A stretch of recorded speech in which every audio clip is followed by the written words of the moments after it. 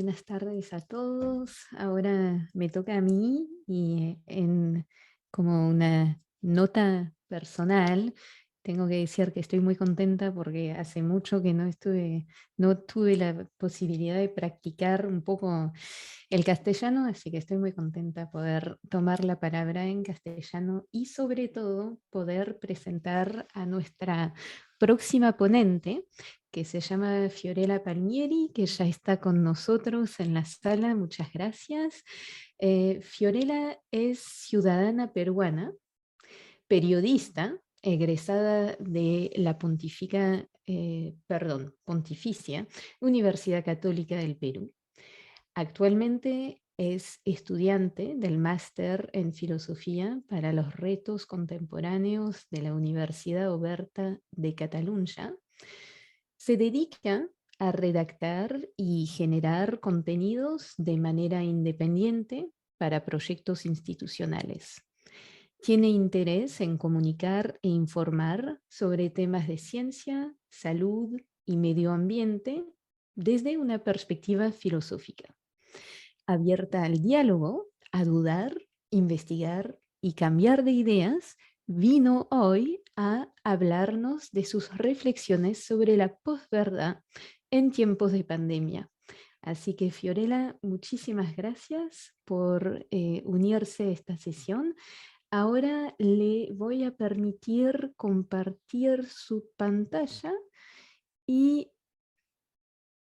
tendría que poder funcionar. Muchas gracias, Natalie. Muy Voy bien. a compartir mi pantalla. Muchas gracias a todos por escucharme en esta ponencia que preparé justo para la ocasión, ya que es un tema muy vigente. Eh, He cambiado un poco el tema original. El tema de la... No sé si ven mi pantalla correctamente, que dice reflexiones sobre noticias falsas y la posverdad. Sí, ¿Lo pueden? Sí, sí. ya. Ok, voy a ver un segundo. Lo único que no está en toda la pantalla, está como No, sin eso, máxima. Vale. sí, eso es lo que voy a hacer ahorita mismo. Eh, ya, ok. Un momento para empezar. Sí, como les decía, he cambiado un poco la guía inicial de lo que iba a comentar, porque el tema de noticias falsas y posverdad es realmente inmenso, es casi inabarcable en una ponencia de 20 minutos, y me gustaría que algunos conceptos queden más o menos claros, o al menos intentarlo antes de poder pasar a reflexiones o comentarios más personales, ¿no? Entonces, voy a hacer una revisión de lo que son noticias falsas y de lo que es posverdad, y por ahí alguno que otro comentario, ¿no? A ver, empezamos. ¿Qué son noticias falsas? La definición que todos ya conocemos es que es información errónea, sin confirmar o engañosa, que se presenta en el formato de una noticia, ¿no? Lo hemos visto en memes, reportajes, audios de WhatsApp, columnas de opinión, videos de YouTube. Es información que tiene la apariencia de verdadera, pero que esconde sesgos, esconde mentiras, se disfraza entre la verdad y la mentira, y a muchos estas informaciones son muy convincentes, ¿no? Por eso tienden a ser muy populares en la red, ¿no? Okay, seguimos. Este es el resultado, el Lies Spread Faster Than the Truth, es una investigación de un grupo de científicos del MIT que se realizó entre el año 2006 y 2017 para comprobar qué tan eficaz era la difusión de las mentiras, de las noticias falsas, ¿no? Ellos llegaron a la conclusión de que efectivamente las mentiras se difunden más que la verdad, ¿no? ¿Cómo hicieron este estudio? Analizaron información de 126,000 historias tuiteadas, el estudio fue en Twitter, por más de 3 millones de personas, más de 4.5 millones de veces entre 2006 y 2007. ¿Cuáles son las conclusiones de este estudio de cómo se compartieron estas noticias en Twitter? Que las noticias falsas fueron compartidas muchísimo más veces que las noticias reales, ¿no? El 1% superior del grupo de noticias falsas se compartió y se difundió entre una cantidad entre 1000 y 100.000 personas. A diferencia de las noticias reales, que rara vez, o sea, las noticias que tienen un sustento real, que rara vez se difundieron a más de 1000 personas. Bueno, la conclusión es que la falsedad se difunde más rápido que la verdad, y llegaron a eso, ¿no? El grado de novedad y las reacciones emocionales de los destinatarios pueden ser responsables de las diferencias observadas. Esto quiere decir de que impacta más la noticia falsa o la falsedad que la aburrida noticia basada en hechos reales, ¿no? Comprobada.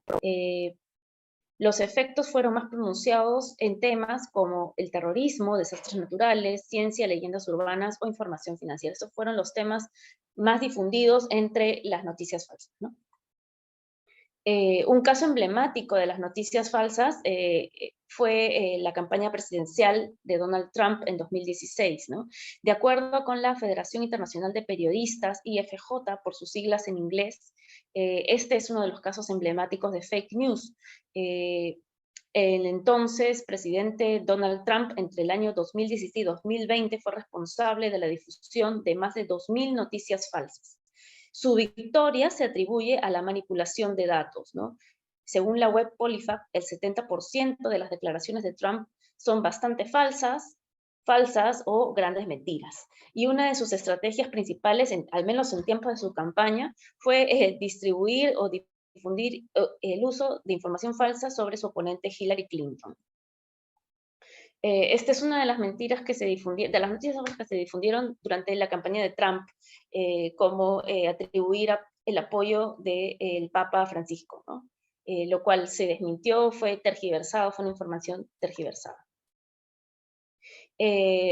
Durante la campaña de Trump se difundieron diversos bulos sobre Hillary Clinton, como el Pizzagate, que la relacionaba con una supuesta red de pedofilia que funcionaba en el sótano de una pizzería, y en la que estaban involucrados Hillary Clinton y su equipo de campaña, ¿no? Lo curioso de este caso es que un hombre de Carolina del Norte incluso viajó a este sitio y disparó un rifle dentro del restaurante para intentar desmontar, rescatar a los niños que participaban en esta red de pedofilia, y no encontró nada, ¿no? La teoría nunca tuvo ningún fundamento, pero sigue generando ruido y ha desprestigiado mucho a Hillary Clinton. Bueno, aquí hay algunos.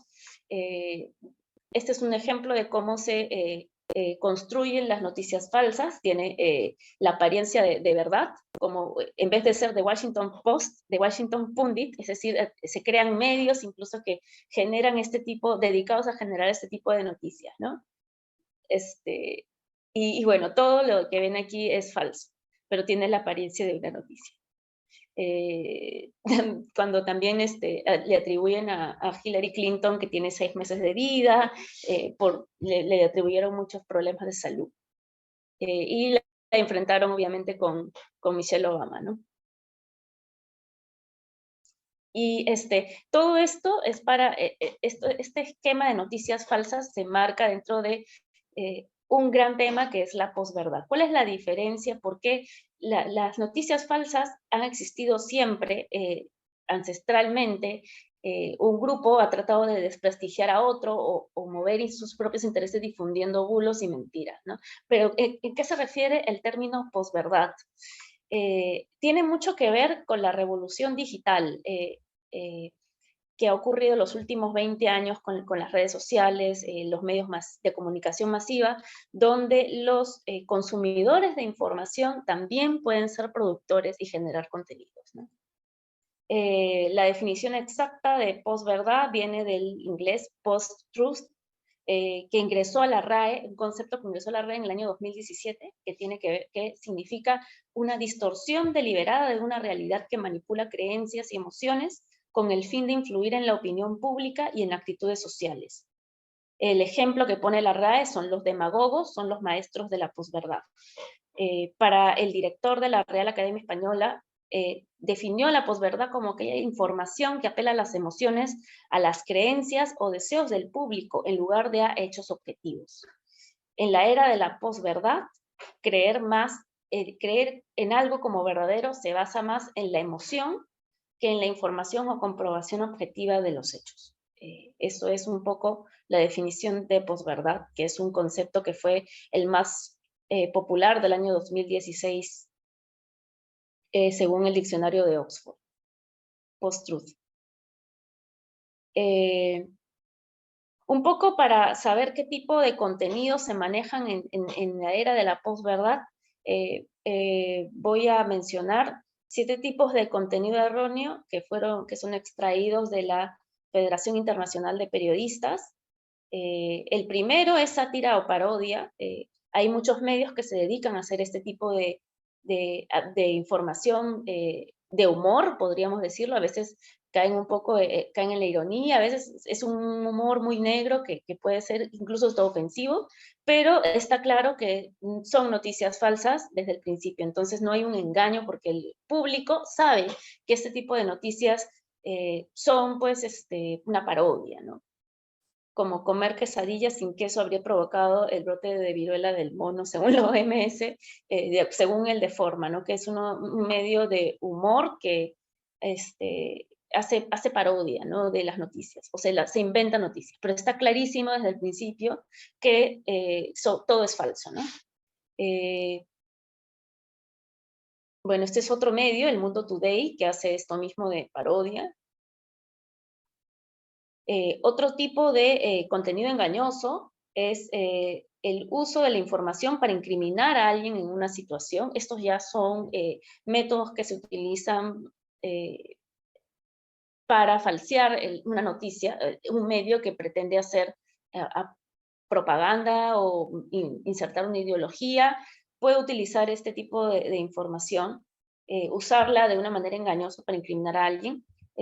Contenido impostor, información que suplanta o inventa fuentes, contenido fabricado, contenido nuevo que es falso, que está diseñado para engañar y perjudicar, conexión falsa, cuando los titulares, las imágenes o las leyendas no están confirmadas en el contenido, es decir, te agrandan un fragmento de la noticia, lo ponen en el titular, pero cuando tú lees la noticia no se sustenta, no encuentras una relación. El contexto falso, cuando se mezcla la verdad y la mentira, cuando contenido genuino se difunde con información de contexto falsa, no hay datos erróneos de cuándo ocurrieron los hechos, en dónde, etcétera, ¿no? Y el contenido manipulado, información o imágenes genuinas se manipulan para engañar, se distorsiona un poco la imagen, se pretende que una imagen de un hecho anterior, pasado, corresponde a una noticia de la actualidad, por ejemplo, ¿no?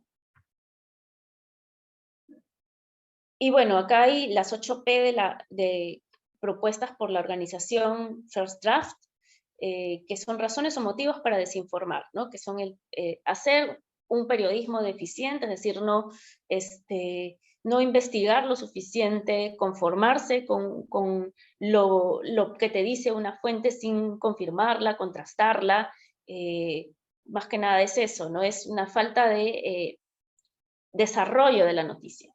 La parodia, que ya les mencioné lo que es, la provocación, que es decir, incitar a mover la pasión. La provocación y la pasión son relacionadas. El partidismo, los medios no son 100% objetivos, tienen tendencias y pueden ir a una o hacia otra, y hacia eso enfocan sus noticias, ¿no? La perspectiva de sus noticias está basada en hacia dónde, qué partido tiene el medio, ¿no?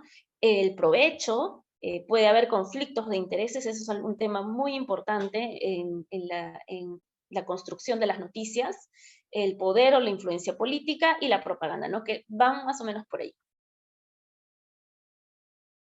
Mecanismos de la posverdad es un libro que he tomado como referencia para esta ponencia de la periodista peruana Jacqueline Fox.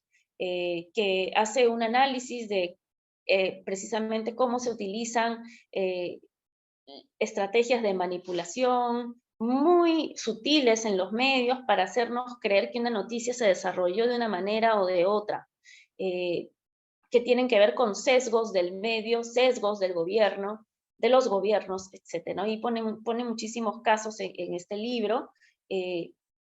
Lo interesante es que uno podría pensar cómo es que tienen que ver las fake news con que pueden ser construidas, que pueden ser falsas, con el uso que los medios considerados, medios tradicionales de comunicación que deberían estar al servicio del ciudadano y de la información veraz, utilizan también estas mismas estrategias para agendas propias, ¿no? Entonces, todos contribuyen a una construcción de desinformación. No solamente quienes tienen un interés particular, sino los medios que también tienen intereses particulares, pero que deberían estar al servicio del ciudadano, utilizan también estrategias de manipulación muy sutiles que van en línea con cierta ideología, ¿no? Más que nada eso. Esto tiene que ver con la crisis de la democracia. Bueno, algunas opiniones de la periodista es que los medios, es una cuestión sensible por cómo los medios construyen el relato de los hechos y a qué voces le dan lugar para construir una noticia, ¿no? Quienes detentan el poder suelen intervenir en la construcción de esos relatos, generando narrativas no balanceadas en fuentes que no están equilibradas o distorsionadoras de la realidad, basadas en emociones y prejuicios, cuyos daños son numerosos. Pueden ser vidas, personas en prisión o investigadas injustamente, recursos arrebatados, agua, tierra o vivienda, o incluso periodistas imposibilitados de acceder a más información, ¿no? Jacqueline Fox menciona mucho cómo poblaciones vulnerables, como los nativos de comunidades indígenas, cuando protestan en contra tienen conflictos sociales con el gobierno, generalmente hay un sector empresarial, hay medios que defienden estos intereses, que los tachan de o terroristas o revoltosos. Hay toda una agenda de especialistas también que dan su versión de los hechos con más continuidad en los medios y no se toma en cuenta en la misma proporción o una proporción equitativa la otra mirada, ¿no? La del ciudadano en una situación vulnerable y con menos poder, que no tiene medios para enfrentarse a todo este aparato mediático que lo desprestigia, ¿no? Bueno, hay estudios de construcción de la realidad en donde se explica cómo es que la noticia no es un espejo de la realidad, sino que es una construcción social de la realidad, ¿no? ¿Qué factores, yo les podría comentar qué factores se pueden analizar, considerar en cómo se realiza la cobertura de una noticia, ¿no? La calidad de las fuentes o de las versiones que se presentan, si una misma fuente se repite muchas veces en muchos medios de comunicación, siempre dando la misma versión, sin tener una repregunta de los periodistas que sea incisiva, hay que sospechar, ¿no? Hay que sospechar que es una versión oficial que quiere que la población acepte como verdadera y objetiva cuando no se está cubriendo de esa manera, ¿no? Si los entrevistados o fuentes, hay que ver si los entrevistados o fuentes o los mismos medios no tienen un conflicto de interés con el tema que se está tratando, ¿no? Por ejemplo, en esta pandemia, cuando se enfoca una noticia por ejemplo, un medicamento que ha salido y se enfoca desde una posición muy favorable, incitando a todos a que deben utilizar este medicamento, por ejemplo, las vacunas, hay que ser objetivos con esto, y se entrevista a ciertos especialistas con estudios y avalados con credibilidad que confirman esta visión, lo cual no tendría nada de malo, pero hay que considerar que los especialistas tienden a ser siempre los mismos y dan una misma visión, que la farmacéutica o la industria del Big Pharma puede, es un anunciante muy poderoso, con mucha influencia en los medios de comunicación y en los gobiernos. Se habla de quizás de una cogobernanza entre gobiernos y corporaciones. Ya prácticamente estamos yendo hacia una corporatocracia que podría manejar de otra manera cómo se difunden las noticias y qué conviene decir y qué no.